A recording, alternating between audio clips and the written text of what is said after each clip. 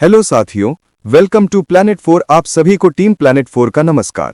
मुकेश अंबानी ने रूस को जो $33 बिलियन का जोरदार तोहफा दिया है, उसे लेकर अब कई चौंकाने वाले खुलासे सामने आ रहे हैं। आप हैरान रह जाएंगे जब ये राज खुलेगा कि रूस से तेल खरीदकर अंबानी ने आखिर कितना फायदा कमाया है। जिन तेल टैंकरों पर पश्चिमी देशों ने सख्त प्रतिबंध लगा दिए थे, यूरोप ने जिन्हें पूरी तरह से बैन कर दिया था, उन्हीं टैंकरों का इस्तेमाल करके अंबानी ने कैसे रूस से तेल मंगवाया, इसकी गूंज अब हर तरफ सुनाई दे रही है। लेकिन असली सवाल यही है कि कहीं अंबानी को फायदा पहुंचाने के लिए भारत के कूटनीति पर चोट तो नहीं पहुंचाई गई। और फिर उसके बाद जानेंगे कि भारत ने रूस से तेल खरीदने को लेकर कौन सा नया ऐलान कर दिया है और अमेरिका को साफ संकेत दिया है कि अगर आप हमें रूस से तेल खरीदने में रुकावट डाल रहे हैं तो फिर हमें ईरान से तेल खरीदने की इजाजत दीजिए। और माना जा रहा है कि भारत के दबाव में आकर अमेरिका ईरान या वेनेजुला से तेल खरीदने को लेकर भारत को छूट देने पर विचार कर सकता है।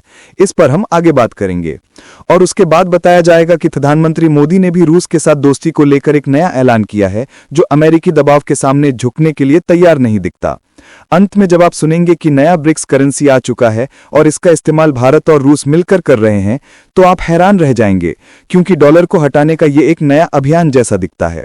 आखिर वो कौन सा ब्रिक्स मुद्रा है जिसे भारत और रूस ने उपयोग करना शुरू कर दिया है और ये भारत के किसानों के लिए कैसे गेम चेंजर साबित होगा? तो चलिए सब कुछ जानते हैं बेहद विस्तार से, आसान भाषा में। सबसे पहले रिलायंस का रूसी तेल खेल समझिए। तो देखिए, बात बहुत सीधी है, लेकिन उसमें गजब का ट्विस्ट छिपा है। रूस और यूक्रेन का युद्ध शुरू होते ही अमेरिका और यूरोप ने रूस पर सख्त पाबंदियां लगा दी। उनका मकसद था कि रूस को दुनिया के बाजार से काट दिया जाए ताकि उसकी अर्थव्यवस्था कमजोर हो और वो युद्ध को लंबे समय तक ना चला सके।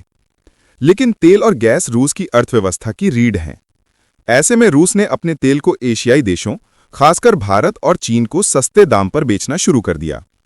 अब रिलायंस जैसी दिग्गज कंपनी ने इस मौके को एक बड़े बिजनेस चांस की तरह लिया।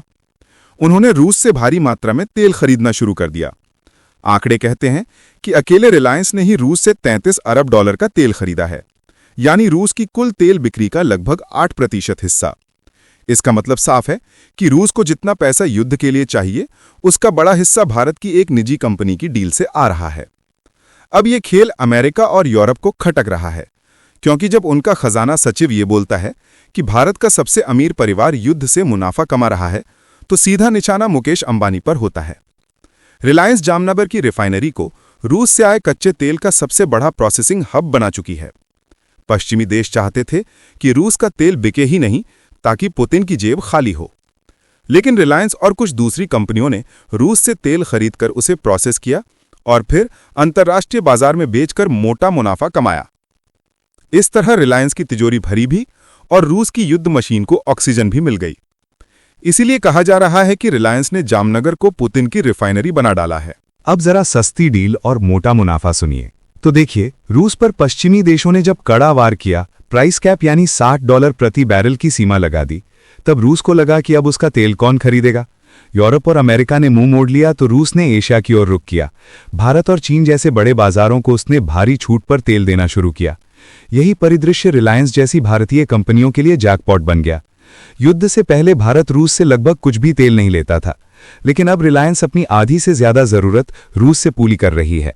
सस्ता तेल लाकर जामनगर और सिक्का की रिफाइनरी में प्रोसेस किया गया और फिर उसे वैश्विक बाजार में पूरी कीमत पर बेच दिया गया। मतलब कच्चा माल सस्ते में और तैयार माल महंगे में। यही है वो खेल जिसमें रिलायंस को सोने पर सुहागा वाला फायदा हुआ। केवल रिलायंस ने ही 2022 से अब तक $6 अरब का अतिरिक्त लाभ कमा लिया है। लेकिन ये फायदे सिर्फ आर्थिक नहीं थे, इसके पीछे एक भारी कूटनीतिक कीमत भी चुकानी पड़ी।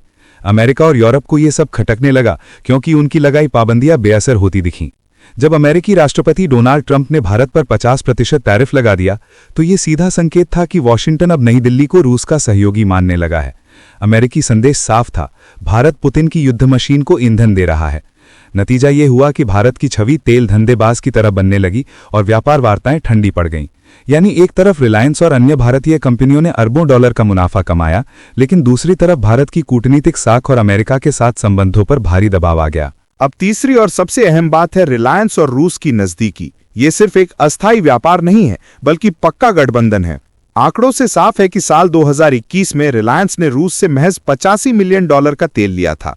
फिर 2022 में अचानक ही आंकड़ा $5.5 अरब तक पहुंच गया।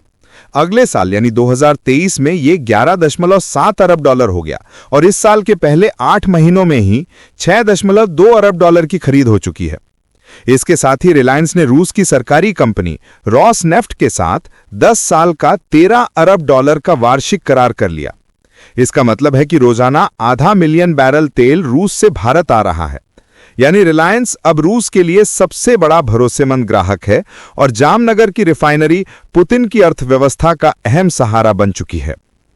अब जरा अंबानी की दौलत और भारत की बचत जानिए। तो मुकेश अंबानी की दौलत और भारत की रिफाइनरी इंडस्ट्री दोनों को रूस से सस्ता तेल खरीदने का बड़ा फायदा हुआ है। रूस ने जब तेल डिस्काउंट पर बेचना शुरू किया तो रिलायंस ने उसे बड़े पैमाने पर खरीदा। इससे कंपनी की कमाई आसमान छू गई और भारत ने भी महंगा तेल आयात करने की बजाय सस्ता रूसी तेल लेकर करीब 12.6 अरब डॉलर की बचत कर ली। यानी आर्थिक हिसाब से यह सौदा दोनों के लिए फायदेमंद साबित हुआ। लेकिन अंतर्राष्ट्रीय राजनीति में इसका उल्टा असर पड़ा। अमेरिका को लगा कि भारत रूस की मदद कर रहा है, इसलिए राष्ट्रपति डोनाल्ड ट्रंप ने गुस्से में भारतीय सामान पर 50% तक का भारी टैरिफ लगा दिया। अब स्थिति यह है कि जहां भारत और रिलायंस को सस्ते तेल से आर्थिक राहत मिली, वहीं कूटनीतिक स्तर पर अमेरिका के साथ व्यापारिक तनाव और भारत की छवि पर दबाव बढ़ गया। अब सुनिए कि भारत रूस गठजोड़ से कैसे हिला पश्चिम। तो रूस पर पाबंदियां लगने के बाद जब बाकी देश पीछे हटे तो भारत सबसे बड़ा खरीदार बनकर सामने आया और इसमें रिलायंस की भूमिका सबसे बड़ी रही। रिलायंस ने भारी मात्रा में रूसी तेल खरीदा जिससे रूस को पैसा मिला और भारत को सस्ता ईंधन। लेकिन इसका सियासी असर यह हुआ कि पश्चिमी देशों की नजर में भारत अब शांति दूत नहीं बल्कि रूस का सहारा दिखने लगा है। अमेरिकी अधिकारी तक कह रहे हैं कि भारत का सबसे अमीर परिवार यानी अंबानी पुतिन की जंग को ताकत दे रहा है। चूंकि अंबानी मोदी के करीबी माने जाते हैं, इसीलिए उनकी रणनीति सरकार की ऊर्जा नीति से जुड़ती दिखती है। सवाल उठने लगे हैं कि क्या विदेश नीति अब देश के हितों के बजाय निजी कंपनियों के मुनाफे पर आधारित है। अंबानी के 33 अरब डॉलर के सौदे ने भारत को तेल बाजार का बड़ा खिलाड़ी तो बना दिया, लेकिन साथ ही वैश्विक मंच पर मोदी सरकार की छवि को कटघरे में भी खड़ा कर दिया। अब सुनिए कि भारत ने अमेरिका से ईरान का तेल कैसे मांगा है। तो भारत और अमेरिका के बीच असली टकराव इस बात पर है कि आखिर भारत अपनी ऊर्जा जरूरतें कैसे पूरी करे। अमेरिका चाहता है कि भारत रूस से तेल खरीदना बंद करे, लेकिन भारत का तर्क है कि अगर रूस, ईरान और वेनेजुएला तीनों से तेल एक साथ रोक दिया गया तो पूरी दुनिया में तेल की कीमतें आसमान छू जाएंगी और भारत जैसे बड़े उपभोक्ता देशों पर भारी बोझ पड़ेगा। इसी वजह से भारत ने वॉशिंगटन को साफ कह दिया कि अगर रूस से खरीद कम करनी है तो ईरान और वेनेजुएला से सस्ता तेल लेने की इजाजत दी जाए। हालांकि अमेरिका ने नाराजगी जताते हुए भारतीय सामान पर टैरिफ बढ़ा दिया, फिर भी भारत ने रूसी आयात पूरी तरह बंद नहीं किया बल्कि थोड़ा घटाया है और यह भी जताया है कि सस्ते तेल की वजह से ही हमारा आयात बिल काबू में रहा है। अब जरा ऊर्जा सुरक्षा पर पीयूष गोयल का बड़ा बयान सुनिए। तो भारत ने अमेरिका को दो टूक कह दिया है कि हम आपकी ऊर्जा से जुड़ी कंपनियों से और ज्यादा तेल और गैस खरीदने के लिए तैयार हैं। यानी हमारी ऊर्जा सुरक्षा में अमेरिका की बड़ी भूमिका हो सकती है। लेकिन साथ ही भारत ने साफ शर्त रख दी है कि अगर आप चाहते हैं कि हम रूस से तेल की खरीद कम करें तो फिर हमें ईरान और वेनेजुएला जैसे अन्य सस्ते और भरोसेमंद स्रोतों से तेल लेने की अनुमति दें। यानी भारत एक तरफ अमेरिका को भरोसा दिला रहा है कि उसके साथ संबंध मजबूत रहेंगे, लेकिन दूसरी तरफ अपने हितों को लेकर उतना ही आक्रामक है और दबाव में झुकने को तैयार नहीं है। अब जरा रूस की छूट और भारत का गणित समझिए। तो भारत पूरी तरह समझता है कि उसकी ऊर्जा जरूरतें बहुत बड़ी हैं और उनमें से करीब 90% आयात से पूरी होती हैं। जब यूक्रेन युद्ध शुरू हुआ तो रूस ने तेल भारी छूट पर बेचना शुरू किया और भारत ने इसका फायदा उठाकर अपना आयात बिल घटा लिया। अमेरिका ने इस पर नाराज होकर टैरिफ बढ़ाए, जिससे भारत को नुकसान हुआ। लेकिन भारत का साफ कहना है कि वो महंगे तेल के बोझ को सहन करने की बजाय हर विकल्प खुला रखेगा। अगर अमेरिका ईरान और वेनेजुएला से खरीद की इजाजत दे देता है तो भारत रूस पर निर्भरता कम करके एक संतुलन बना सकता है और दुनिया भर में कीमतें स्थिर रखने में मदद कर सकता है। भारत का संदेश यही है कि ऊर्जा सुरक्षा उसकी पहली प्राथमिकता है और इसके लिए वो किसी भी दबाव में आने वाला नहीं है, क्योंकि रूस, ईरान और वेनेजुएला तीनों का तेल एक साथ बंद करना वैश्विक बाजार में कीमतों का बम फोड़ने जैसा होगा। अब सुनिए कि पीएम मोदी ने रूस संग साझेदारी पर कैसे जोर दिया। तो प्रधानमंत्री नरेंद्र मोदी ने अंतर्राष्ट्रीय मंच से दुनिया को साफ बता दिया कि भारत अपनी विदेश नीति किसी दबाव में आकर नहीं चलाएगा। उन्होंने रूस को भारत का दशकों पुराना भरोसेमंद साझेदार बताया और ये कहा कि हमारी ऊर्जा और रक्षा जरूरतों में रूस की भूमिका बहुत अहम है। यानी अमेरिका भले ही बार बार कह रहा हो कि भारत रूस से तेल आयात कम करे, लेकिन मोदी का संदेश यह है कि भारत अपने हितों को प्राथमिकता देगा और आत्मनिर्भर भारत के रास्ते पर ही आगे बढ़ेगा। साफ है कि भारत ना तो किसी एक देश पर निर्भर रहेगा और ना ही किसी दबाव के आगे झुकेगा, बल्कि अपनी रणनीति खुद तय करेगा। अब जरा अमेरिकी दबाव और भारत का जवाब सुनिए। तो अमेरिकी राष्ट्रपति डोनाल्ड ट्रंप ने भारत पर जो भारी 50% टैरिफ लगाया, उसका आधा सीधा संदेश रूस से तेल खरीदने पर सजा देने जैसा था, और ऊपर से H-1B वीजा की सख्ती और व्यापारिक टकराव ने रिश्तों को और उलझा दिया।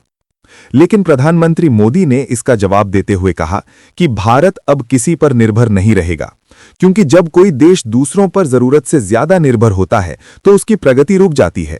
मोदी का संदेश साफ था कि अब समय आत्मनिर्भर भारत का है और हर वो चीज जो भारत में बन सकती है उसे यहीं बनाया जाएगा, ताकि देश बाहरी दबावों और सजा इनाम की राजनीति से मुक्त होकर खुद अपने बल पर आगे बढ़ सके। अब जरा रक्षक क्षेत्र में आत्मनिर्भरता का बिगुल सुनिए। तो प्रधानमंत्री मोदी ने यह साफ कर दिया कि भारत अब अपनी रक्षा और अर्थव्यवस्था दोनों में आत्मनिर्भर बनने की दिशा में तेजी से आगे बढ़ रहा है। उन्होंने बताया कि रूस की मदद से भारत में AK-203 राइफल का उत्पादन शुरू होगा, उत्तर प्रदेश में रक्षा कॉरिडोर बनाया जा रहा है और ब्रह्मोस जैसी मिसाइलों का उत्पादन पहले से चल रहा है। यानी भारत की सेना अब बाहरी देशों की सप्लाई पर नहीं, बल्कि अपने स्वदेशी समाधानों पर भरोसा करेगी, और यही आत्मनिर्भर भारत की असली ताकत बनेगी। साथ ही मोदी ने उत्तर प्रदेश के लाखों MSME यूनिट्स का जिक्र करते हुए निवेशकों को यहां उत्पादन और निवेश करने का न्योता दिया और भरोसा दिलाया कि सरकार हर कदम पर सहयोग करेगी। उन्होंने ये भी कहा कि वैश्विक अनिश्चितताओं के बावजूद भारत की आर्थिक वृद्धि आकर्षक बनी हुई है और यही आत्मनिर्भर भारत को एक नारे से ज्यादा भारत की नई वैश्विक पहचान बना रहा है। अब जरा ब्रिक्स ग्रीन एक्सचेंज का मास्टर प्लान सुनिए। तो प्रधानमंत्री मोदी ने रूस के उप प्रधानमंत्री से मिलकर दोनों देशों की कृषि साझेदारी को और मजबूत करने का ऐलान किया। वर्ल्ड फूड इंडिया के मंच से भारत और रूस ने ब्रिक्स देशों के लिए एक साझा एग्रीकल्चर फूड एक्सचेंज बनाने पर सहमति जताई, ताकि अनाज, तेल बीज, पशुचारा और प्रोसेस्ड फूड का व्यापार और आसान, सस्ता और पारदर्शी हो सके। मोदी ने यह भी कहा कि भारत उर्वरक, खाद्य प्रसंस्करण और कृषि तकनीक में रूस के साथ विन विन सहयोग करेगा, यानी दोनों देशों को बराबर फायदा मिलेगा। उनका संदेश साफ था कि भारत खाद्य सुरक्षा, कीमतों की स्थिरता और सप्लाई की विश्वसनीयता को सबसे बड़ी प्राथमिकता देगा। साथ ही उन्होंने राष्ट्रपति पुतिन को शुभकामनाएं भेजी और इस साल के अंत में होने वाले भारत रूस शिखर सम्मेलन में स्वागत का संकेत भी दिया। अब सुनिए कि ये किसान और कीमतों के लिए गेम चेंजर कैसे होगा। तो भारत और रूस जिस ग्रेन एक्सचेंज पर काम कर रहे हैं, उससे कृषि व्यापार पूरी तरह आधुनिक और पारदर्शी बन जाएगा। यहां अनाज और खाद्य पदार्थों की गुणवत्ता मानकीकृत होगी, कीमत तय करने का तरीका साफ और निष्पक्ष होगा और पैसों का लेन देन तुरंत पूरा हो जाएगा। इससे आयात निर्यात की लागत घटेगी और भंडारण व परिवहन के लिए लंबे समय के अनुबंध होंगे, जिससे सप्लाई चेन किसी भी झटके के बावजूद स्थिर रहेगी। किसानों को बड़े बड़े बाजार मिलेंगे, उनकी फसल के दाम बेहतर होंगे और भुगतान समय पर मिलेगा। उपभोक्ताओं को भी दाल, तेल और अनाज जैसी जरूरत की चीजें सस्ती और आसानी से मिलेंगी। उर्वरक में पोटाश और फॉस्फेट की निरंतर सप्लाई तय हुई है, वहीं फूड प्रोसेसिंग, कोल्ड चेन और एग्रोटेक स्टार्टअप्स में संयुक्त निवेश और तकनीक का रास्ता खुलेगा। कुल मिलाकर यह मॉडल किसान से लेकर फैक्ट्री और फैक्ट्री से लेकर निर्यात तक एकीकृत गलियारा तैयार करेगा। अब जरा EAAU FTA का असर सुनिए। तो भारत और यूरेशियन इकोनॉमिक यूनियन के बीच जो मुक्त व्यापार समझौता बनने जा रहा है, उससे दोनों के बीच व्यापार और आसान हो जाएगा। इसमें टैरिफ यानी आयात शुल्क घटाए जाएंगे, कस्टम के नियम सरल होंगे और खासकर कृषि मशीनरी, खाद्य प्रसंस्करण उपकरण और पैकेजिंग जैसे क्षेत्रों की सप्लाई चेन को तेजी मिलेगी।